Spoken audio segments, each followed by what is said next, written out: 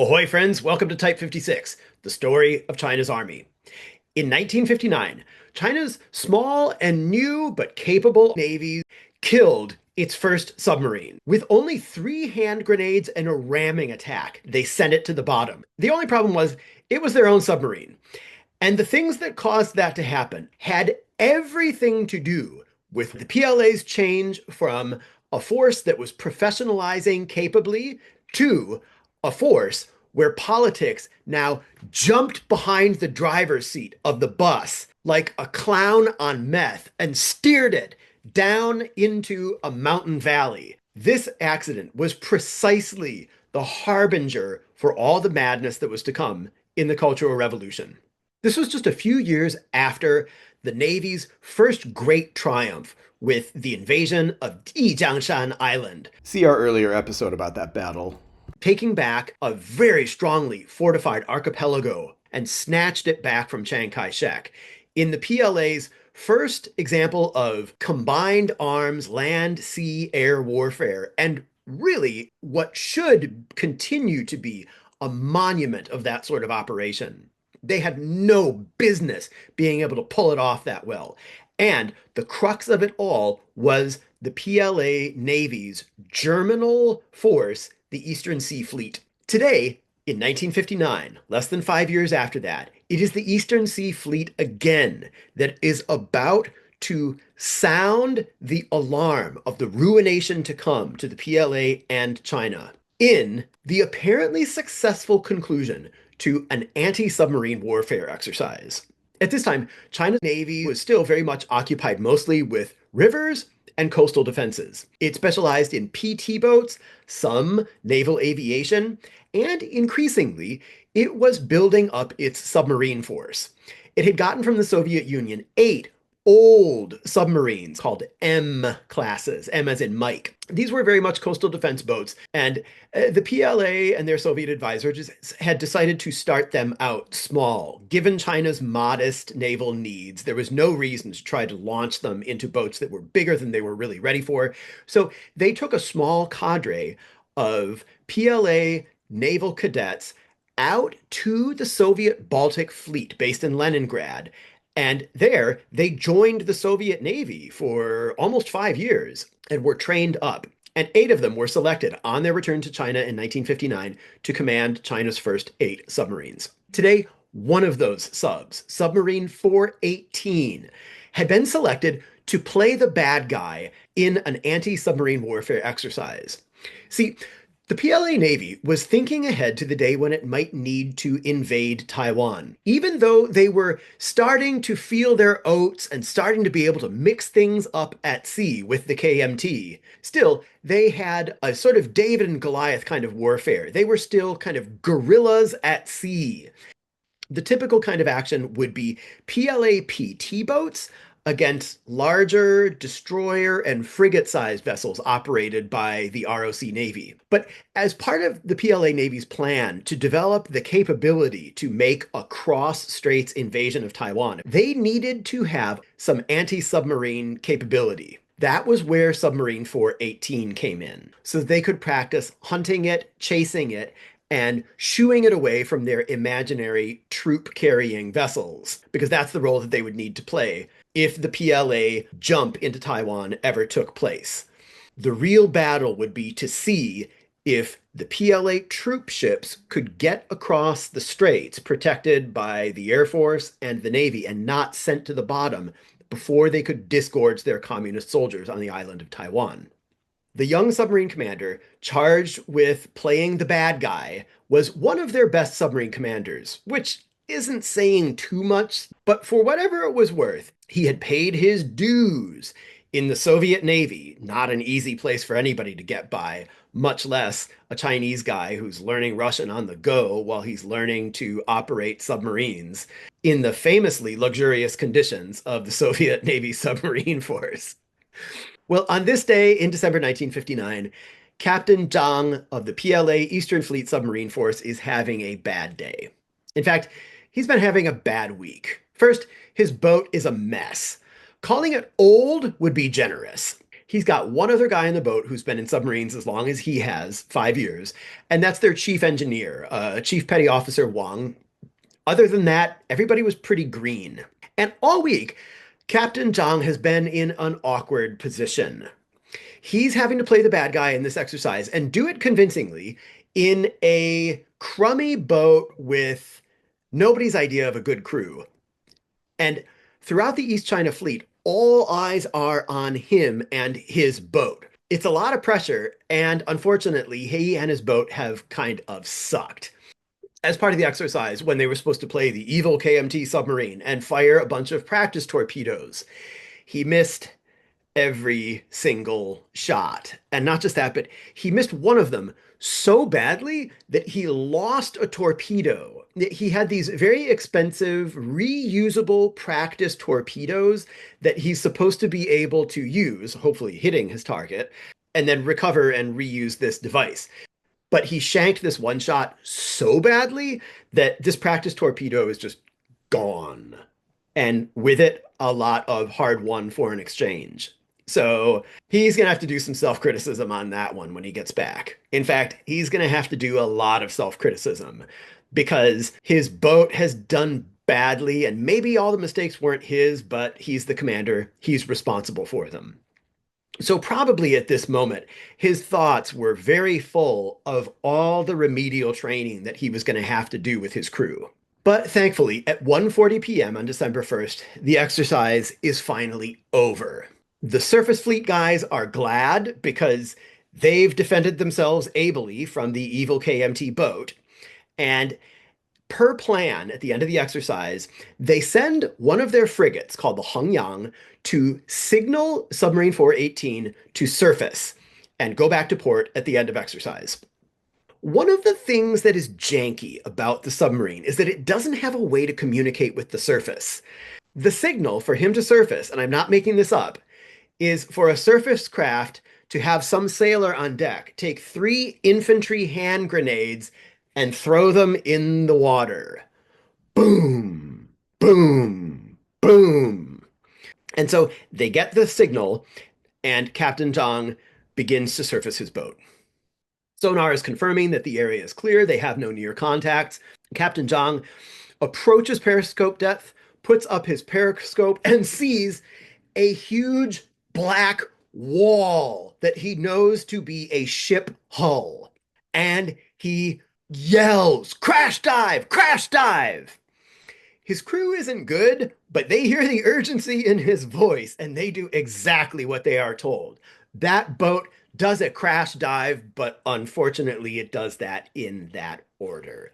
It crashes into something and then it dives. The surviving reports say that Zhang was trying to rush up the stairs of the conning tower when this great big wall of water, bang, hit him and blew him right back down the stairs into the control room, and then started filling that very control room with a ton of seawater every 2 seconds. Within 3 minutes, the submarine was lying on the seabed, the skipper was dead, and so were 23 other sailors. At that moment, their engineering chief, Wang, was in the rear of the submarine in the second compartment from the stern. He was knocked off his feet, and he didn't know exactly what had happened, but he knew it was bad. And through a hatch from the next compartment forward, he heard people yelling, "Blow the tanks, blow the tanks." So he thought that would be a pretty good idea. Normally, he wouldn't blow the tanks from the compartment that he was in, but he did have a way to do that. It just wasn't used very often. So he grabbed one of the brand new sailors and a wrench, and the two of them tried hard to crank on this seldom used valve. However, I told you that this was an old World War II era boat. The rubber gasket on whatever valve they were cranking on was old and hard rubber, and it broke.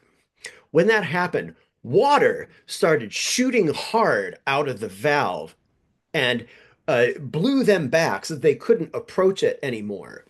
Now, water was running hard into their compartment too, and the water had already gotten up to their knees. So Chief Wang made a quick judgment call. He looked, there was one compartment behind them with the hatch open still, but the water was already rising fast to the bottom of that hatch.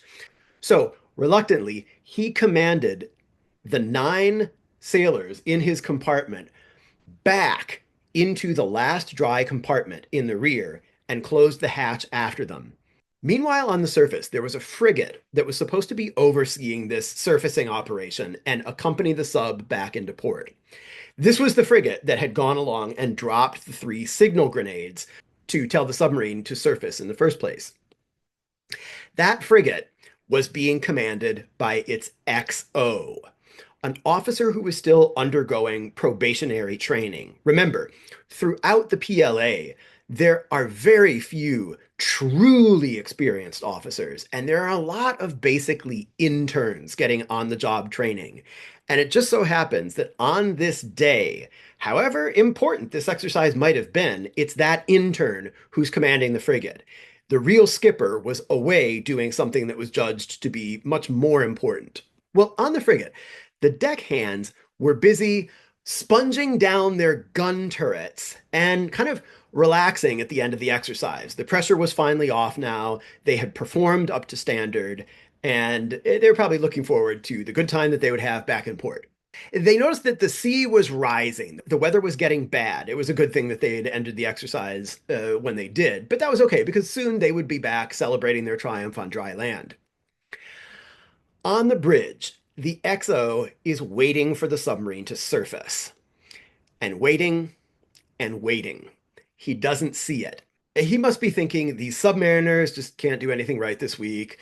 That sub skipper, supposed to be this hotshot who was trained in Leningrad at the Soviet Naval Academy, well, whatever. He hasn't been able to hit anything all week. Well, finally, after 40 minutes, the XO is still waiting on the bridge of his frigate, tapping his foot, waiting for the submarine to come up, when he gets a signal from fleet headquarters. Somebody there has noticed that the sub is now what you would call missing. And they send out a signal to all the surface craft in the area to have their lookouts just look out and report anything out of the ordinary about their environs. So the frigate's XO relays this order to his sailors, and they report, oh, we are sitting on top of an oil slick that's 20 meters long, and there's a weird floaty thing in the middle of it. Ruh-roh! Turns out they haul the weird floaty thing aboard, and it was a self-deploying emergency signal. One of the many things that the poor intern commanding the frigate did not know about working with submarines. And friends, we're going to find out today there were many other things that the PLA did not know about working with submarines, and they are all going to be exposed on this very day. Inside of this big round self-deploying emergency buoy is a phone.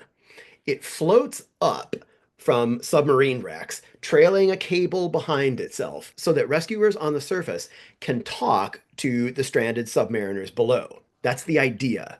However, the phone is dead and the cable is broken. This means the frigate has a sub that hasn't just crashed, but it's a sub that they cannot locate. And it's only now that they begin to start thinking, what do you do about a lost and wrecked submarine on the floor of the sea? Well, while they're going through that thought exercise, our chief engineer Wang has been waiting with his other 9 survivors for over 10 hours, just waiting and listening to hear any signs of a rescue operation. But Wang hasn't heard that. He's heard something else, and it's disturbing. He hears and feels their grounded hull getting moved around a lot. Clearly, the weather above is getting very bad, bad enough that they can feel it down at what his depth gauge shows to be 8 meters. That's bad for 2 reasons. First, it means that the weather is probably going to foil rescue attempts. Second, Wang knows these waters now after sailing them for 5 years. And he knows that once this kind of weather starts in December, it's going to stay that way for at least a week, probably more. That means they do not have nearly enough air for 10 guys to wait for the cavalry to come. So Wang makes a decision. They are going to leave the boat while they still can. He's going to send all of his sailors one by one out of the torpedo tubes. Meanwhile, Beijing is freaking out. And they should be, because the truth is, they don't know what they're doing. Sure, somewhere in Beijing, there is an officer whose stationery says that he's the guy in charge of maritime rescue operations. And maybe that person is actually technically competent in a basic way, but they haven't done this for real. And they definitely haven't done it under these conditions in a huge, heaving sea with a submarine that they can't even locate. Remember, a few years ago, it was a miracle that the PLA was able to pull off the invasion of Yijiangshan Island, combining maritime and air assets for a complicated operation that had months of planning behind it.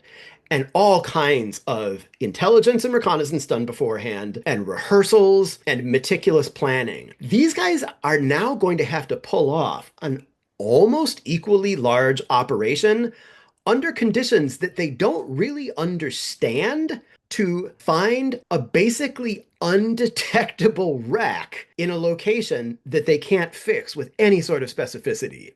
Even under the best of circumstances, with perfect weather, if the PLA hasn't done this kind of thing before, they're going to have to do a lot of on the job learning while the clock is ticking on dudes dying in a can at the bottom of the ocean. This is not the time for people to find out in real time all the many imponderable little snags and instances of fog and friction of war that are going to pop up anytime you're doing something complicated for the first time with a group of people who have never done it before. This is going to be a theme for the rest of our conversation today. It's one thing to know what to do and maybe even to have a person who has a credential that says that he knows what to do, but that doesn't mean anything. Credentialing is one thing. Having even one rep of the real thing under your belt is a galactically different affair. And sure enough, the search was awful. There was lots of scurrying. There were lots of transport planes, flying missions, a lot of activity, but not much of it very purposeful. None of it actually effectual. They did not find the wreck of that submarine for, if memory serves, almost 2 weeks. There were still sailors aboard that sub in a dry compartment at the front of the boat, waiting for help to come. And the evidence showed that they survived for over 2 days. But 2 days isn't 2 weeks. And when the rescuers got to them, of course, they were long gone. So now came the investigation.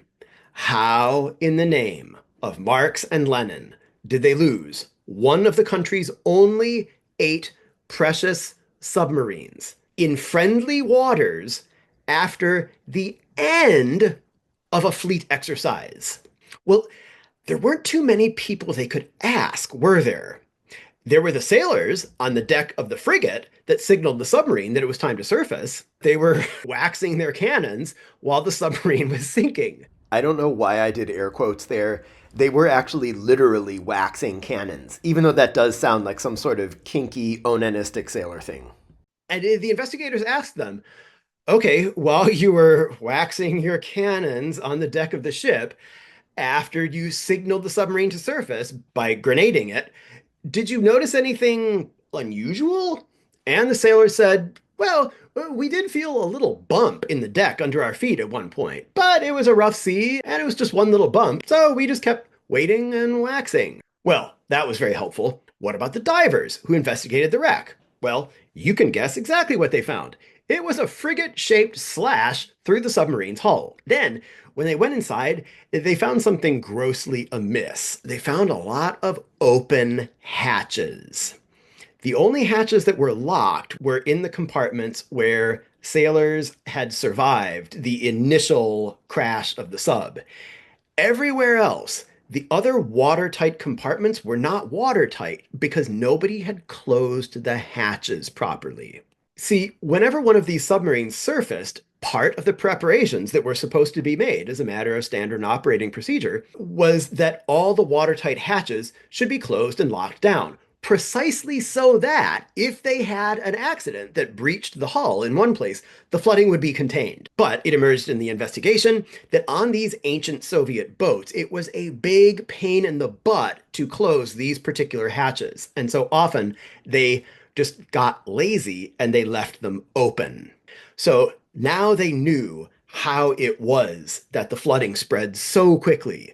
This was now their first clear evidence of a major training problem, but boy, were there others. They got some information about what happened inside the submarine, but it all came from one person, the chief engineering petty officer, Wang Faqian. That's because he was the only survivor. Remember, friends, Chief Wang took 9 other sailors out with him through the torpedo tubes, but this was another training problem. Wang did do everything right that he could. He got a quarter of the boat's crew locked into safety after the initial accident.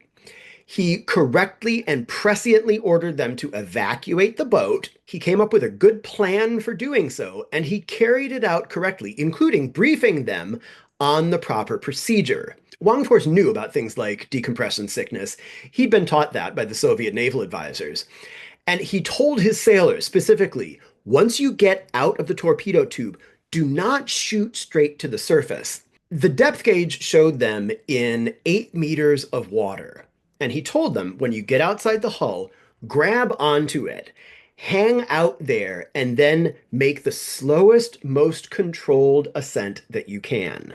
And as they were preparing this inside their aft compartment, which was all dark now, he had everybody, all of his escapees, feel around in the darkness and find something big and metallic and heavy that he could fit into the torpedo tube with himself. And that was going to be his makeshift ballast. The idea was that he would exit the submarine with that big thing, whatever it was, and that would weight him down and keep him under longer. And then he would have at least that one opportunity to kind of hang out in midwater, acclimate to the pressure, and then he could cast it off and continue his ascent.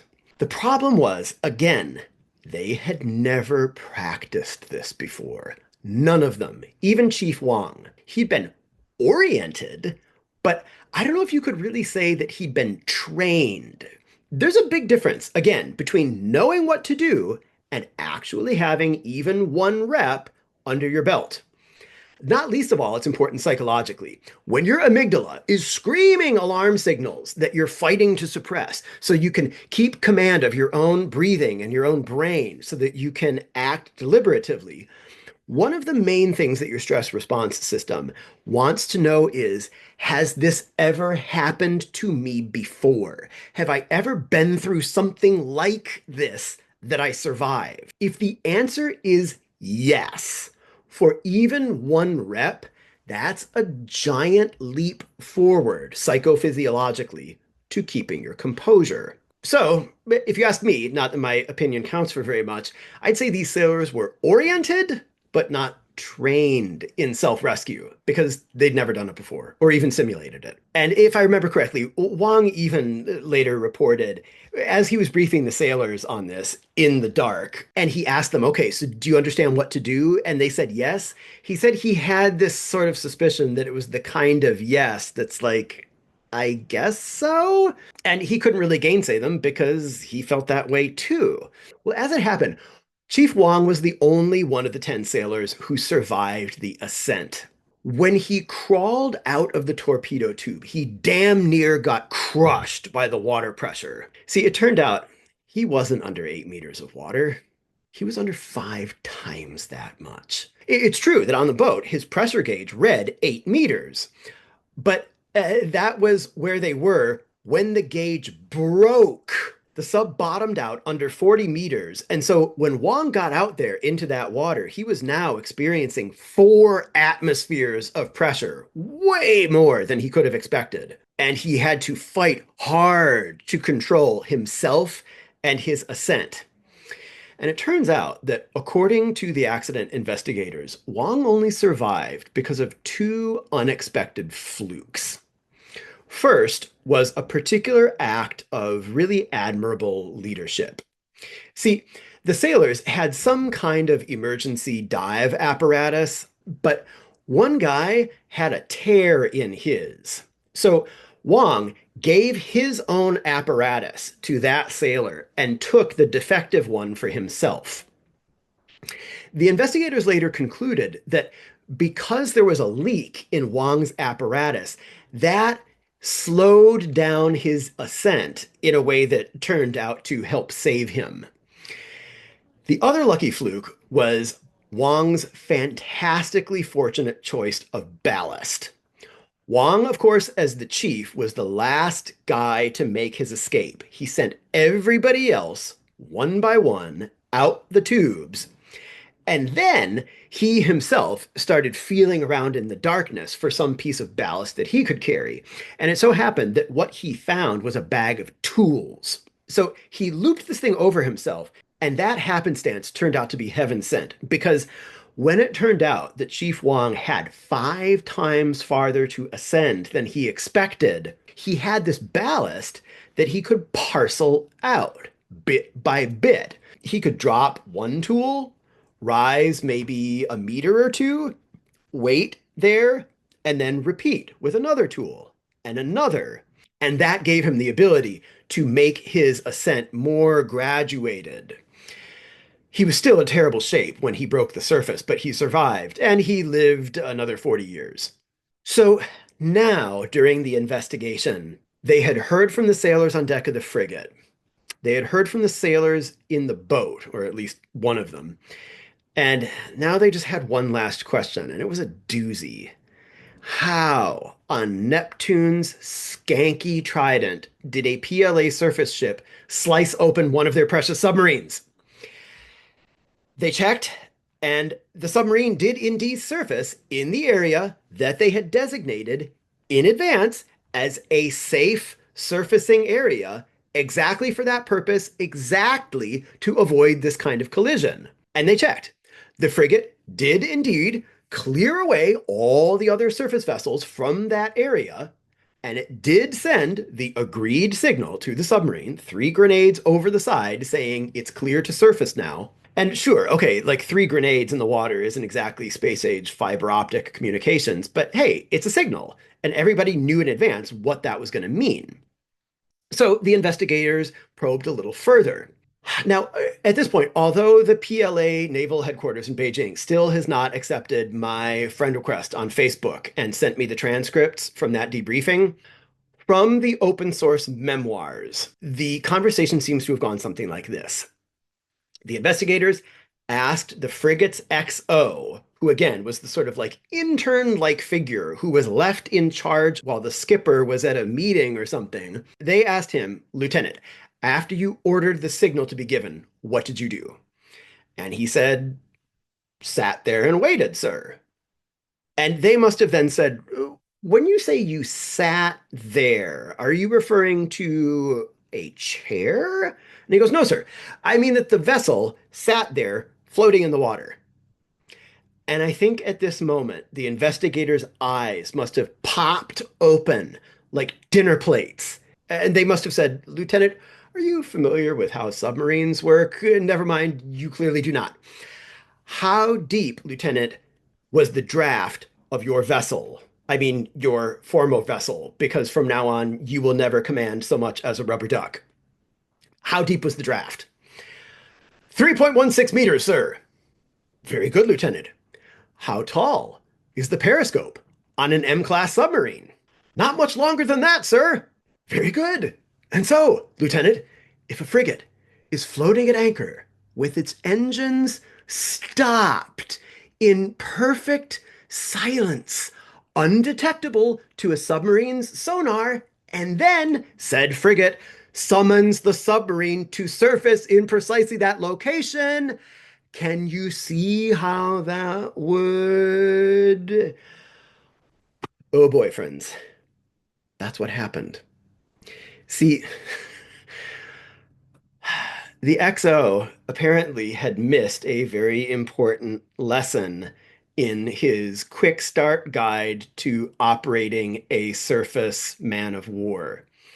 It was that if you are operating with a friendly submarine in your area that is going to surface, you must keep your engines running because below periscope depth, they can't see you, they can only hear you on sonar.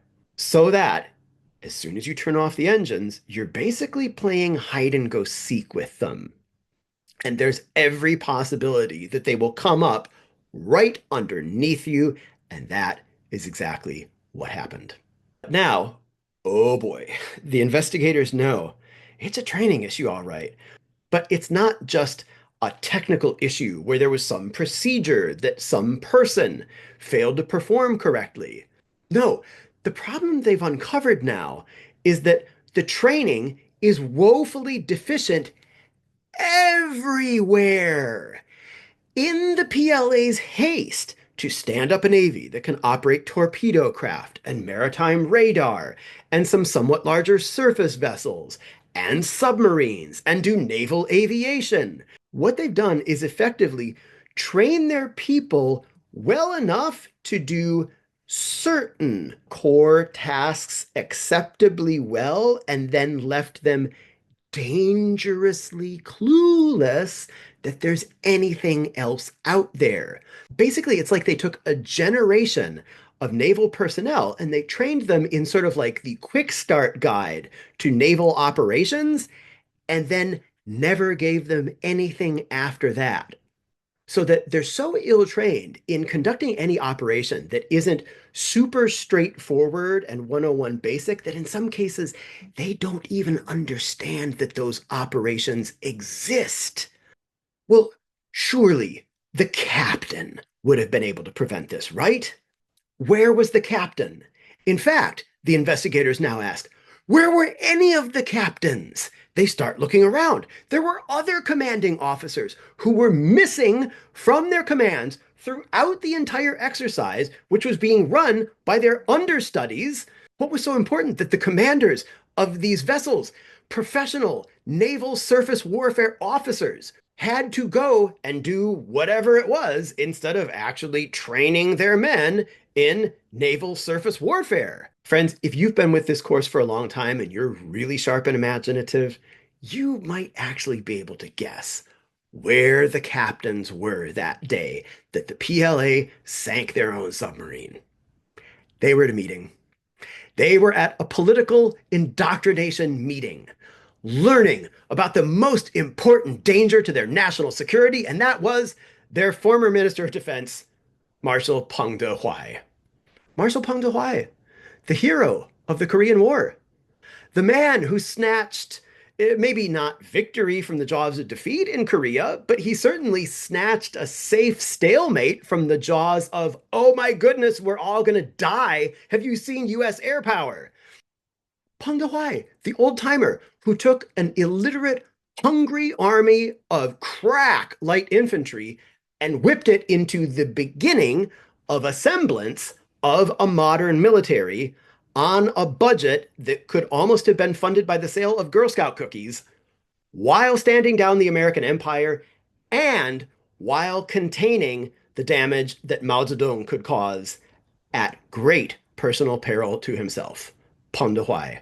As you might remember from a previous episode, at the end of China's Great Leap Forward, Peng De-Huai kind of threw himself across the train tracks of Mao's agenda for permanent revolution and got himself run over and replaced by China's new Minister of Defense, a man that we have run across once before, decades ago, China's greatest tactician of record, Marshal Lin Biao, by some accounts, the best communist soldier of his generation, and now, half a generation later, China's weirdest, most politically pliant soldier that Mao can find to put in the place of Peng.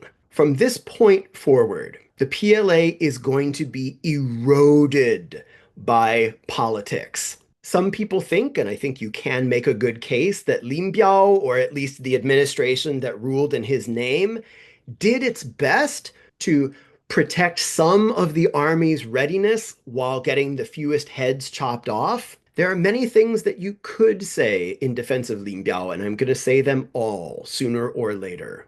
But there is no denying that the PLA's history takes a most baleful turn from this point in 1959, from which it will not recover until well after the Sino-Vietnamese War of 1979. Friends, I'm going to introduce you much more fully to Lin Biao when we come back, because his personal travails are going to define everything that happens in the PLA, for good or for ill, for the next 12 years. But I'll tell you this much, whether he was far-sighted or simply daft and led by the nose by his conniving wife, he was weird.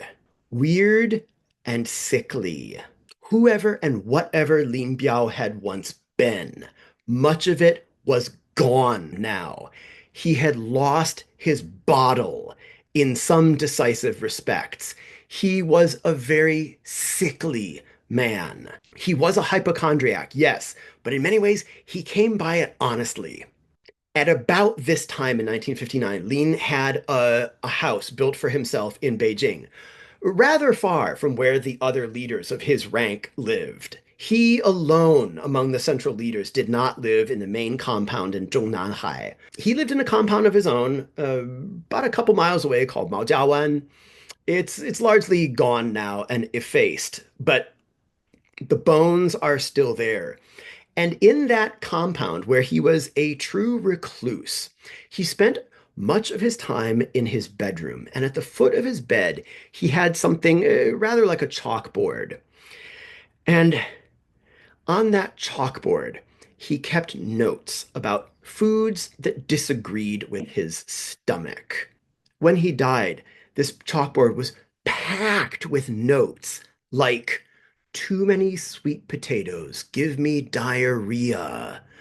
This is an interesting fact about those old revolutionaries of his era. Remember, these guys lived for 20 years, many of them, in the field. And they had had parasites and tummy bugs and dysenteries that made them prodigies of modern gastroenterological science. What Hitler's generals, with their love of sugary Viennese pastries, were to dental procedures, these guys were to digestive problems. Lin, in his case, would take very little food that included meat or oil. He ate tiny bird-like quantities of mostly vegetables, and only certain ones at that. And above all, he had a horror of water, especially the sound of water. He wouldn't allow water to be poured into a glass in his presence. In fact, he seldom drank water because it was so repulsive to him, and just hearing it made his guts turn to jelly. He wouldn't even have a flush toilet in his otherwise very well appointed and opulent compound. He just had a chamber pot that would be emptied every morning by attendants. This was only the beginning of his peculiarities, and we're going to go through them in more detail. But I'm telling you this now because I want to present to you a picture of Lin Biao as a picture of compliance, as a man who does not have the will to resist much anymore, and a man who will become infamous for taking the path of least resistance. He didn't have the energy, he didn't have the political chutzpah to do what he knew would be the fancy dancing required of anybody who was going to work that closely with Mao in a position that would be so easy to provoke Mao's eventual jealousy and paranoia and ire that he tried to refuse. And yet Mao prevailed. Why? Because Lin was a man who could not say no, least of all to Mao. And that is why I'm going to say, for the purposes of this course, that that accident in 1959 that was caused ultimately by having the most capable people away from the field at a political meeting where they were going to learn about the new right think, represented by Lin Biao, who marked the ouster of professional military competence in the PLA by political loyalty to Mao. That is why I'm going to say that this accident is the day that the PLA began rolling down the hill into the abyss of disaster that was called the Cultural Revolution. Friends, when we return, we'll look at the next worst day in PLA naval history, when the erosion of the PLA Navy's competence turns into a downright political self-vivisection conducted by Lin Biao and his appointees. I look forward to seeing you then. In the meantime, this has been Type 56, the story of China's army. If you like this sort of content, please like and subscribe. Please share. You might also visit our Patreon page, but this course remains free to all the world's workers, soldiers, and peasants.